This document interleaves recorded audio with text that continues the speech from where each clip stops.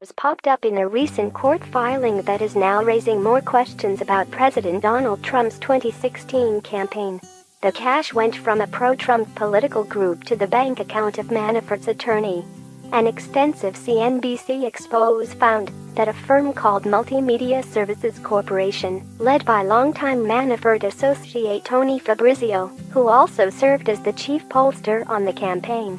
Special counsel Robert Mueller showed that the strange payment wasn't disclosed until over 1 year after it was issued, around the time Manafort was accused of reportedly lying to investigators about where the money came from.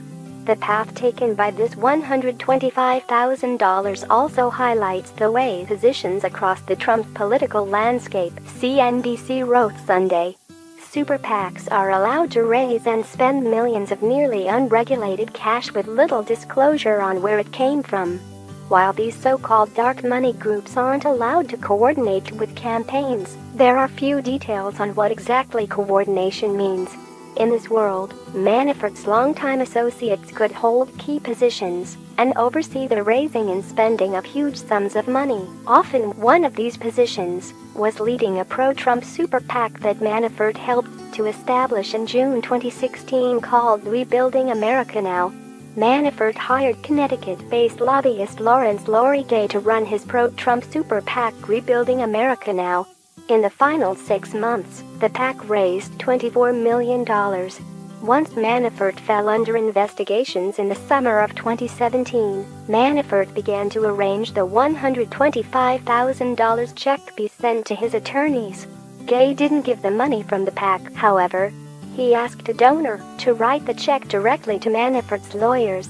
At the request of Paul Manafort, Lori Gay asked that funds be forwarded to an entity designated by Mr. Manafort to assist with his legal expenses. CNBC quoted criminal defense attorney Anthony J. Iacolo, who represents Gay. It's clear Mueller has followed this money since last year. It was a person with a long relationship with Manafort, however. The person ran a firm that was paid approximately $19 million by Gay's super PAC. There is only one firm that received anything near $19 million from Rebuilding America Now, CNBC reported. And reports filed with the Federal Election Commission show that this firm received almost exactly $19 million, leaving little doubt about which firm it was that prosecutors were referring to. It is a political ad buying firm called Multimedia Services Corporation, or MMSE, based in Alexandria, Virginia. It's a small two-person operation working as a vendor on campaigns Manafort is associated with, his lawyers explained. Court documents list the cash as a transfer with the Heedling debit information, and the account MMSE secondary, 7107, checking, 132 that they'd score an unusually large commission of 6% on their ad buys during the 2016 campaign. They said half of the commission was given to the head of Rebuilding America Now. Previous questions of the High Commission came up during the 2016 Republican National Convention in Ohio. The main question is where the money is going, asked an attendee at a Rebuilding America Now fundraiser. During the event, attendees also had questions about the super PAC's commission rates. While the high fee might be questionable, it isn't illegal. The Federal Elections Commission doesn't demand ad buying fees be reported separately from the buy itself. So, all the public would see is $10 million to an ad firm. Half of that commission, being rerouted back to Rebuilding America Now, however, should have been reported. If a payment is made to one vendor with the intention that it be directed to another person or sub-vendor, and that reform program at the Campaign Legal Center, it raises a further question about where money was coming from and where it managed to end up. Trump bragged about his lack of fundraising, saying he could pay for his campaign. When it came time for the general election, Trump had to start raising money. It was then that super PACs also started popping up with millions funneling through various political groups in the National Rifle Association.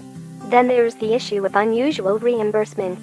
In May 2017, Rebuilding America Now stopped buying ads on television, but there were 3 large cash transfers: $800,000 from Fabrizio's MMSE to Rebuilding America Now.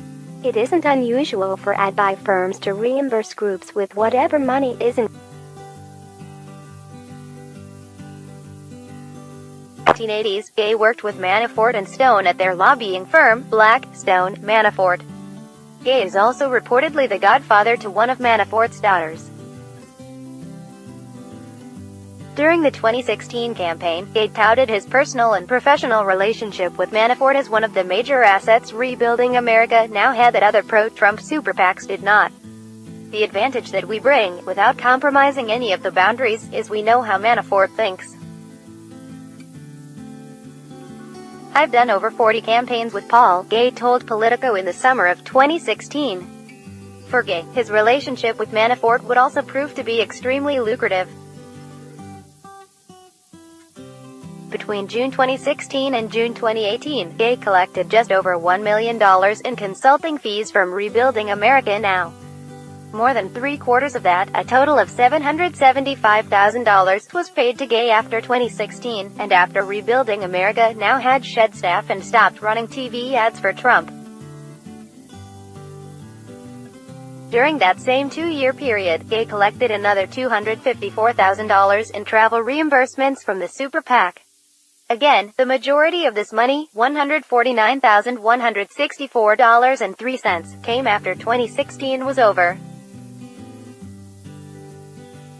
Added together, the expenses and fees that Gay took home from Rebuilding America Now in the 18 months after 2016 equaled $924,164.03.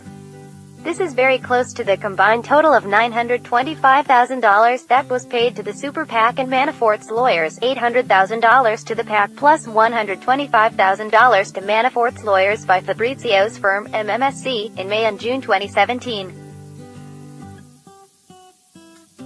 Former Trump campaign manager Paul Manafort, R., arrives at the Albert V. Bryan, U.S. courthouse for an arraignment hearing as a protester holds up a sign March 8, 2018 in Alexandria, Virginia. In June 2018, Rebuilding America Now's travel expenses caught the attention of the FEC. In a letter to Rebuilding America Now's treasurer, Ryan Call, the FEC asked him to explain the $42,286 the group had paid to Gay for travel during the first 3 months of 2018. The FEC gave the group until August 2, 2018, to reply, but so far it has not responded to the request. By this point, more than a year after Trump was elected, Rebuilding America Now appeared to be operating as little more than a meme posting operation on Facebook and Twitter, trying to engage Trump supporters with "like if you agree" style posts. Facebook ad records show that in the spring and summer of 2018, Rebuilding America Now ran a series of ads on Facebook. They asked viewers to like posts if, for instance, they think Hillary Clinton should be behind bars and think CNN sucks. Yet despite spending money to buy Facebook ads, to pay Gay $35,000 a month and to pay other consultants and lawyers, Rebuilding America Now effectively stopped raising any money after the 2016 election and only spent money. Between June 2017, when the PAC received the last of the 3 unusual transfers from MMSC, to October 2018, when Palm Beach real estate developer LLWYD Ecclestone gave the group $25,000, campaign finance records show that Gay did not raise any money at all. Ecclestone's gift came long after the PAC had effectively gone dormant. He did not respond to an email from CNBC on Friday asking what prompted him to donate $25,000 to the group more than 2 years after he had last given it any money, and months after Rebuilding America Now had stopped doing anything more than posting photos online. Now, it barely even does that. Rebuilding America Now's Twitter account posted its last tweet on October 10, 2018. And the PAC's website was taken down sometime in the fall, although it is difficult to tell precisely when. As of March 6, the Rebuilding America Now Facebook page was still active, however, and it linked to the non-existent website. CNBC sent a message to the Facebook page but has received no response. While the name of Rebuilding America Now may have faded from the pro-Trump political landscape, Gay's name has re-emerged in the news in recent weeks.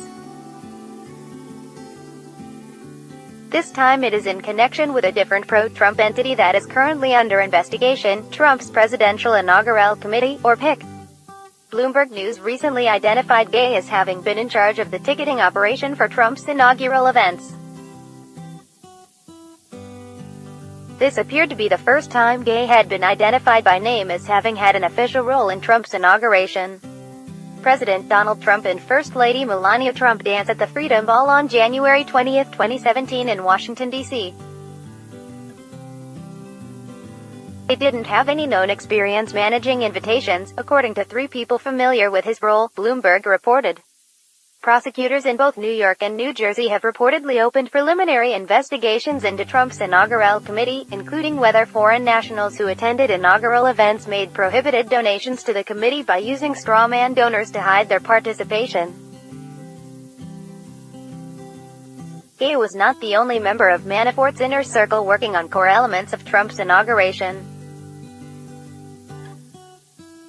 Manafort's longtime right-hand man, Rick Gates, was the deputy chairman of the Inaugural Committee, working directly under Barrack, the Inaugural Committee's billionaire chairman. The revelation that Gay was working alongside Gates at the Inaugural Committee serves as yet another example of how far Manafort's reach into the Trump campaign continued to extend, months after Manafort himself had been fired from the campaign in August.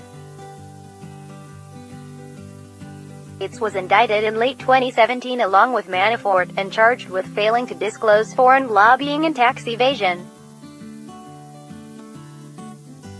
He has since pleaded guilty to charges of conspiracy and lying to the FBI, and he has cooperated with prosecutors and testified against Manafort in court. Gay's attorney declined to comment in response to questions from CNBC about Gay's work for the Inaugural Committee.